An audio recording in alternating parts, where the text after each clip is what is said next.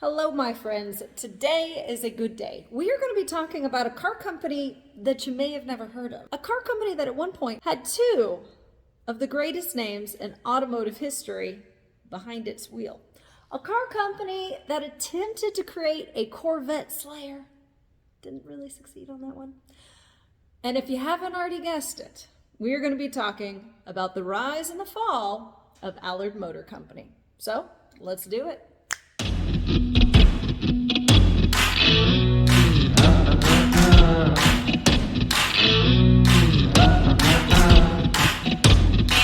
Perhaps you're not familiar with this channel. Well, welcome.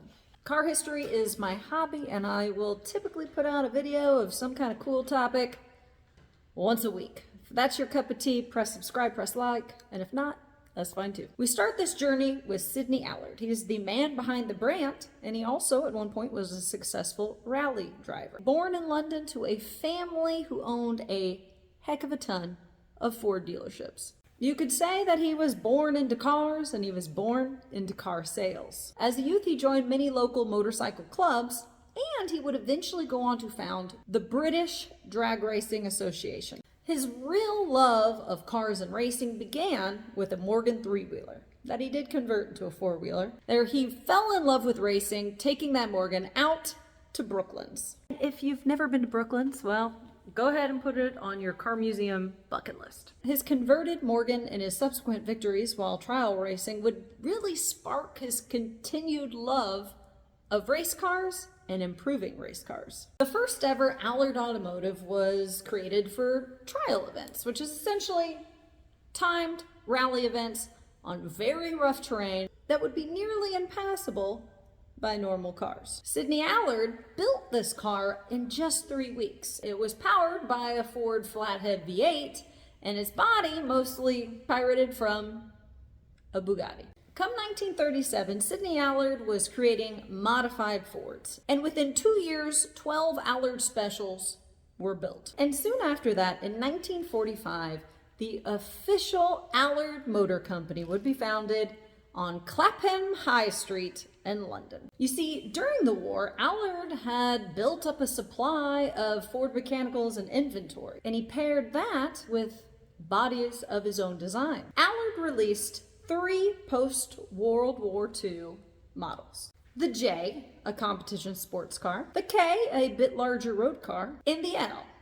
a 4-seater. All of these of which were built on the Ford Pilot chassis and powered by the Ford side valve V8. And the bodies of these trio were all created by Sidney Allard's friend, Godfrey Imhoff. And the Allard sales were off. Booming. That was kind of the truth for every car manufacturer, because you see, post-World War II, car demand was very high. All right, the people wanted to buy a new car. Car manufacturers, because they were so busy with the war effort, didn't actually have new cars to just sputter out. And so in fact, a lot of folks would get on wait lists, and used cars were more expensive than new cars in some cases. So like I said, sales were booming so much that Allard decided to add 2 more models to keep up with demand, the M and the P. They soon realized that any of the cars that they were shipping off to the States, well, logistically, their current methods weren't that smart.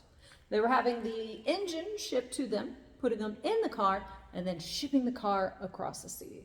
Well, they changed that. They decided to ship their Allards over to the US engine-less. And once it hit the shores here, throw in an engine, and bam.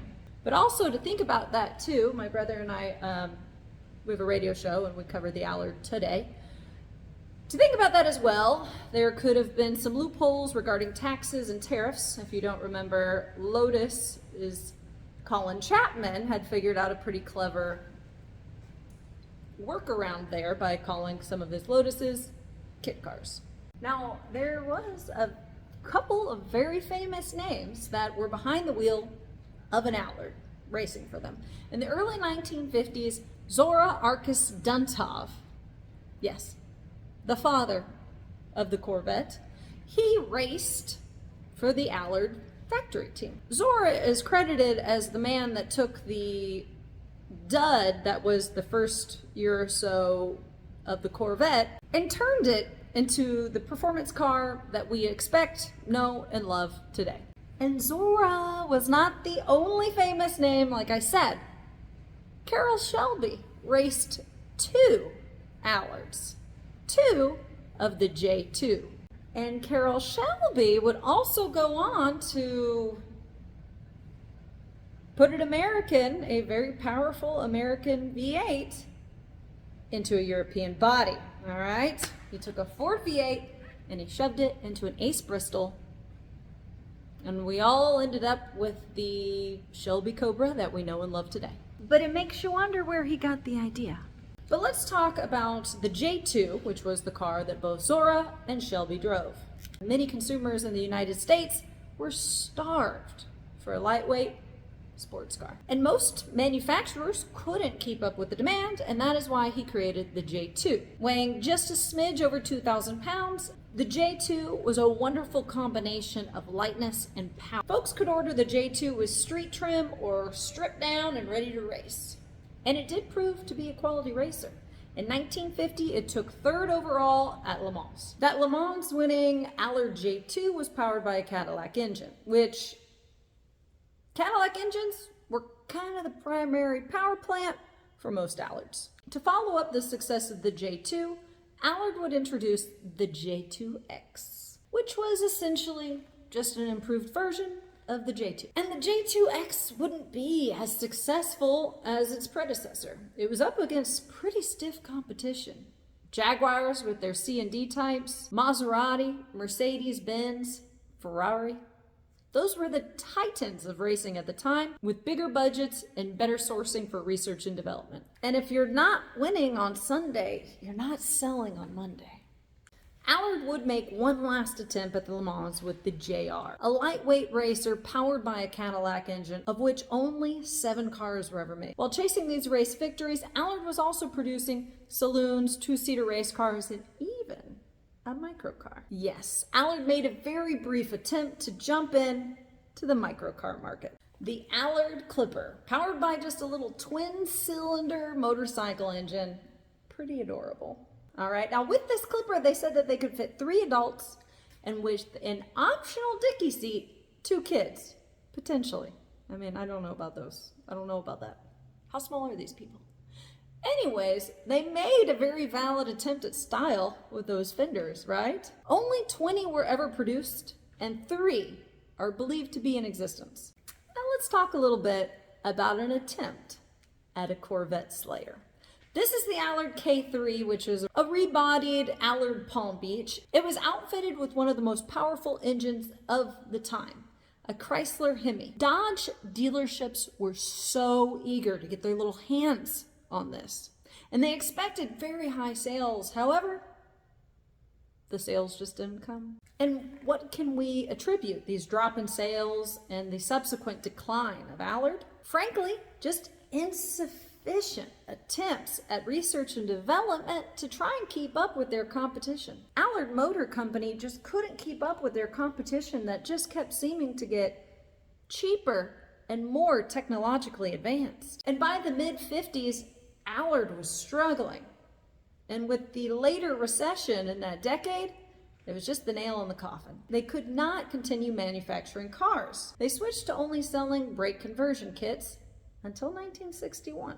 In 1961, they would release the Dragon, kind of cool, which was a dragster powered by a 1.5-liter supercharged Ford. But that really wasn't going to turn things around, and soon tragedy would strike. In 1966, Sidney Allard would die on the same night that his factory would light ablaze, and all of their records and everything in the factory would be lost to a factory fire.